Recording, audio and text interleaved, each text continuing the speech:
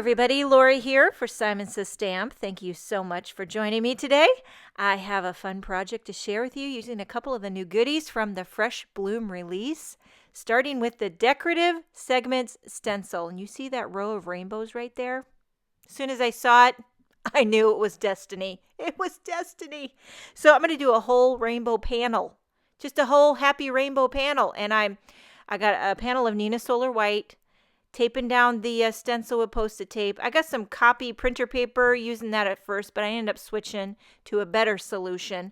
And I'm going to use all the colors of the Distress Ink cubes. I just pulled out all my faves. Started with Candied Apple and a little bit of Spice Marmalade. And I'm not really going too heavy-handed. You really don't. This is very forgiving. Very forgiving. I clean off my stencil. And then I'm going to line it up again. Did I mention I'm using the grid lines on my grid mat? So every time I kind of butt the bottom of the rainbow up with the grid lines on my grid mat. And here's a better solution, a better solution for masking off. I use some of that purple, is that Thermoweb? But that's perfect because I only want to ink blend the rainbow row.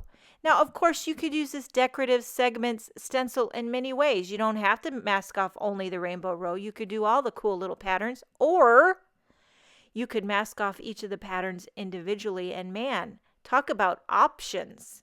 So my initial idea when I first wanted to do something with this Decorative Segment stencil was I wanted to mask off each individual rainbow. And I did try that idea. But about first row in, I was like, this is, as the kids call it around here, the teeny boppers, they say, this is cray-cray. It was going to take forever, and I just didn't have the patience to mask off each individual rainbow. Although I do think the idea is great, and if anybody would like to try it, I would love to see it if you have the patience for it. So I resolved to just do a row at a time, and using that purple tape helps masking it off.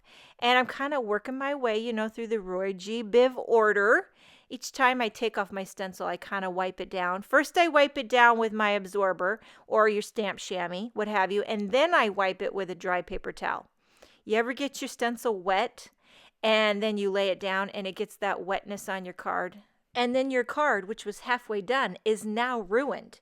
You instantly break out in hives. You tell yourself, I'm quitting card making. I can't make a card to save my life. You go to the fridge and you try to find some chocolate. You come back, you pull up your big girl panties, and you try again. And that is the life of a card maker. It's insanity. So now moving on to the sentiment. I've got the You Got This, designed by Kathy Zilski. I love it. I love this font, big, bold, white, onto some black cardstock. Then I'm going to take the coordinating You Got This die and adhere that over top with some Post-it tape.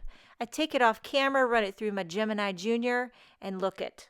I'm going to take this one step further and emboss another sentiment from the You Got This stamp set. It kind of goes along with it. And this time I'm embossing it in white onto some dull pink cardstock just to throw a little color in there. Using Simon Says Stamp white embossing powder, which, by the way, is my favorite embossing powder in all the land. It really is. So this says, no, really, you do. And then I'm going to take one of these sentiment label dies, which, by the way, I use on almost every single project that I make. Ever since they came out, I don't know how I ever lived without them. They are a lifesaver. And then everything is getting popped up. Popped up this rainbow ink blended panel onto a smoke card base.